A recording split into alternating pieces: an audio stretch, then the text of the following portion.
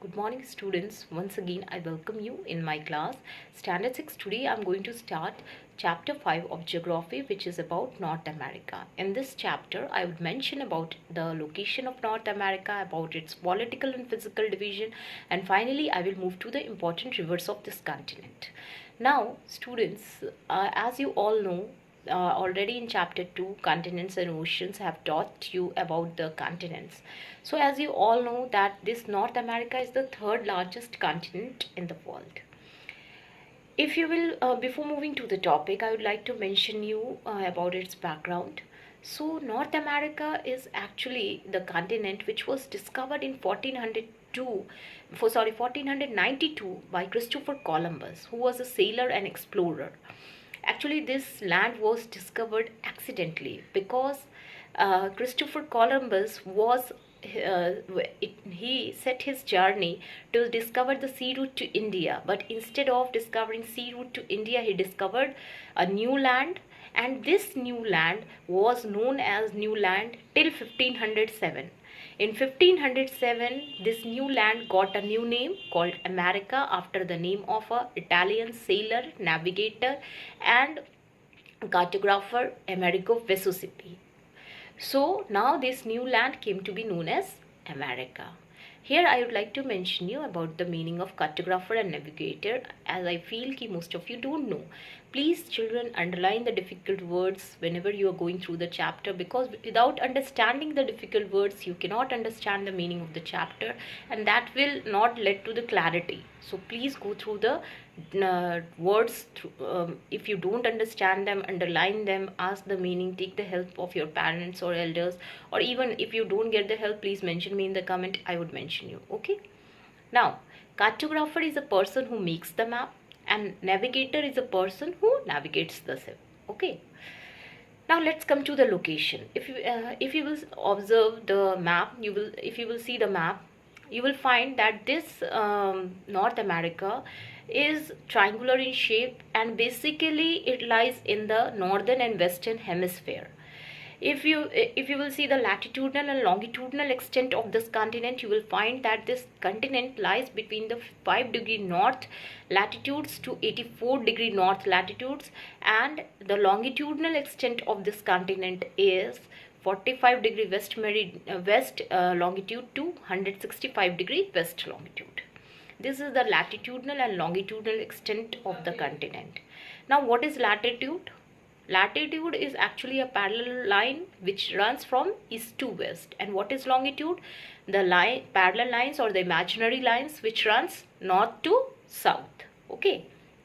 Now, if we talk about the water body which surrounds this continent, you will see that on the northern side it is surrounded by Arctic Ocean.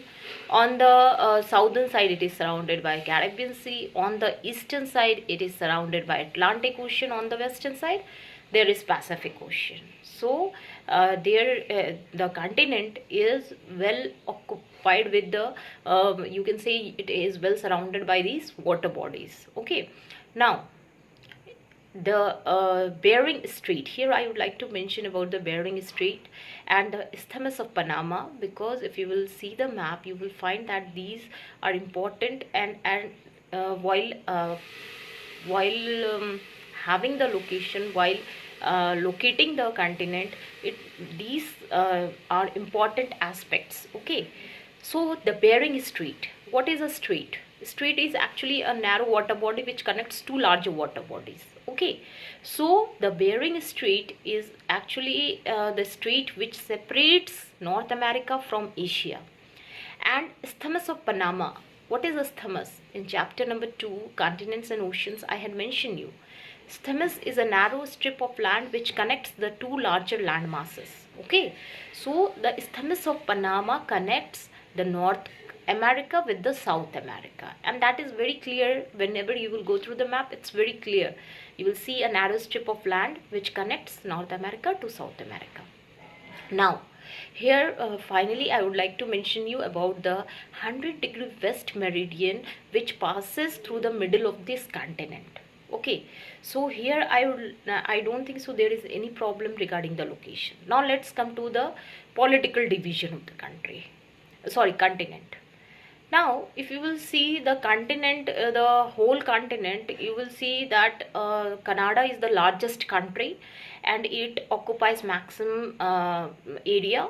After that there is USA, and then USA is followed by Mexico. Okay, so these are the order, chronological order. Canada is the largest country in the continent. After that there is USA, and then finally it is your Mexico. So here you will see that the Canada and USA, they lies to the north of the Tropic of Cancer.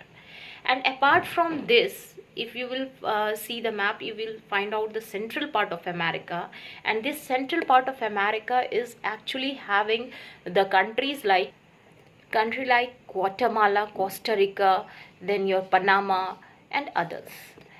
If you will see the shape of the continent, you will find that this continent is wider in the north and narrow in the south. And apart from this, if you will see this continent, you will find that this continent has indented coastline, because of which this continent is having many large ports, and it is one of the busiest ports in the world. Okay, now if you will move to the north of the continent, you will find there are many islands. Now here I would like to mention you what is island, although already I had taught you in chapter number 2. Island is a land which is surrounded by water on all sides. So to the north of the continent, if you will move, you will find many islands like Victoria, your Greenland. Greenland is the largest island, which is occupied by your Denmark. Now let's move to the physical division. What are the physical divisions of this continent? Basically, if you will go through the physical divisions, you will find that it is divided into 4 categories. Okay, there are 4 physical divisions of North America. The first one is your Canadian Shield, the second one is your Western Cordilleras, the third one is your Central Lowlands, and the last one is your Appalachian Highlands. Now first of all, I would like to mention you about Canadian Shield. Now let's come to the Canadian Shield. So as I had mentioned you that it is a very important physical division. It is the first part which I am discussing with you. See, Canadian Shield is also known as Laurentian Plateau. Okay, the other name of Canadian Shield is your Laurentian Plateau. And if you will see the map of North America, this continent, you will see that Canadian Shield has occupied half of the Canada. Okay, so basically this part is located in Canada. The half of the Canada is occupied by your Canadian Shield. And what is the other name of Canadian Shield? It is Laurentian Plateau. Now this, if you will move to the northern part of the Canadian Shield, you will see that it is covered of ice and snow throughout the year. Okay, and here basically the Canadian Shield is famous for its lakes. And how these lakes were created, if you will see, as I had mentioned you that most of the part is covered of ice and snow, and basically the northern part is covered of ice and snow throughout the year. So what happens during this time, what happens when the ice sheets are dragged by the rocks, they create hollows. Okay, and these hollows take the shape of lakes.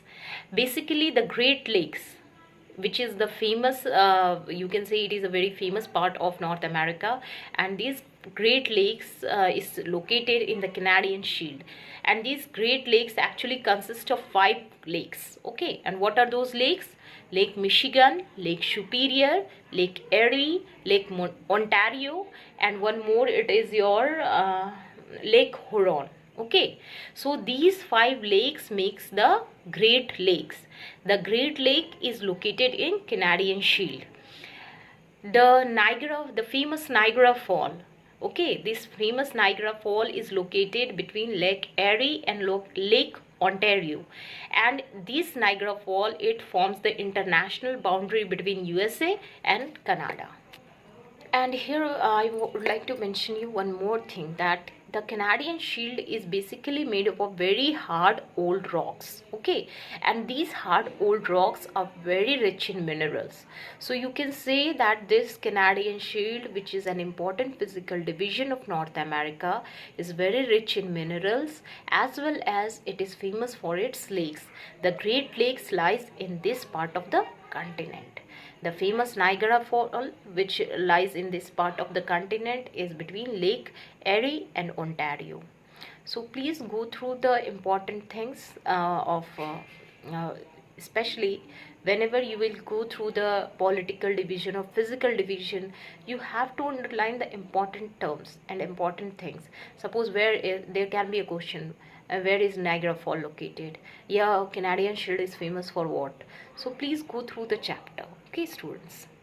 Now let's come to the second political division, which is Western Cordilleras. What is the meaning of Cordilleras? Cordilleras simply means a series of mountains or a range of mountains. Okay, so basically you will see that these Western Cordilleras, they run from North Alaska to South Panama, and these have series of mountain ranges like the Alaska range, the Cascade range. So these are and others also. There are series of mountain ranges in this area, in this part of the northern continent, and your famous Rocky Mountain ranges is also in this part.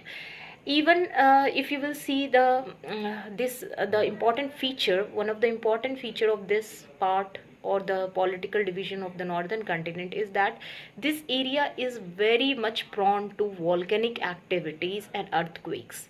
Many active and dormant volcanoes are located in this part of the continent, and that's why this part of North America is very famous for hot springs and geysers. Your famous Yellowstone National Park, this Yellowstone National Park is very much famous for its hot springs and geysers. It is located in North America, especially in the Western Cordilleras.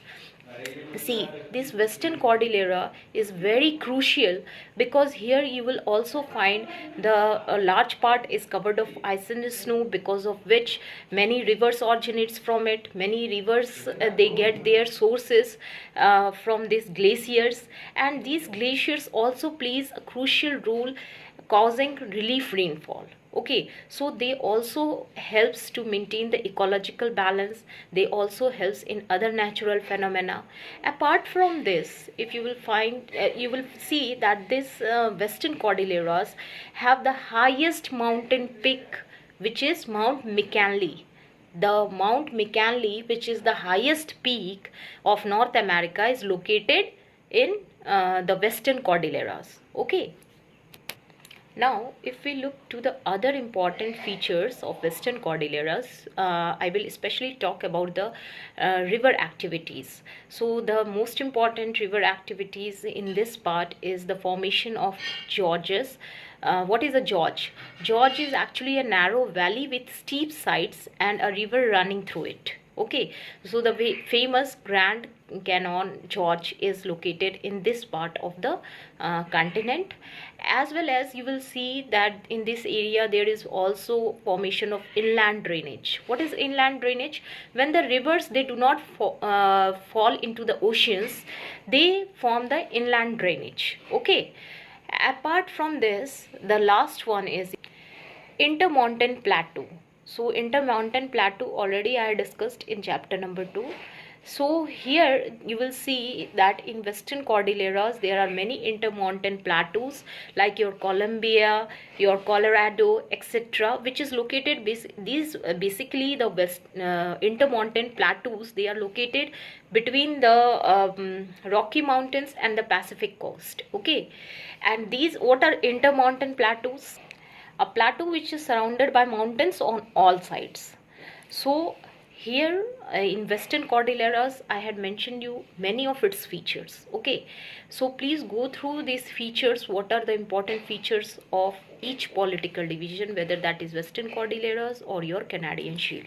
Now let's come to the next one, that is the Central Lowlands, which is the third physical division of North America. Now let's come to the central lowlands. So what are the important features of this physical division of North America? See, central lowlands is, if you will see, it is located between the Appalachians, the Canadian Shield and the Western Cordilleras. Okay, and this central lowland is famous for prairies. What are prairies? Prairies are actually the large tract of grasslands. Okay, and these are very famous, especially they are located in the temperate regions of the North America, and they are well known. The prairies are very important part of central lowlands. If you will see the shape of the central lowland, you will find that it is not flat. Okay, basically it is undulating. What is the meaning of undulating? It is like waving. Okay, moving up and then gently down, means like a wave. So this central lowlands, it is very fertile, because it is a very fertile plain of North America because of the depositional activities of the river. And basically this central lowland is drained by the two river systems. One is your Mackenzie River, which flows in the north and fall into the Arctic Ocean, and the other one is your Mississippi and Missouri River, which flows into the south and they fall into the Gulf of Mexico. Now see, this central lowland is very crucial because of fertile plain, and this fertile plain is very favorable for agricultural and other activities.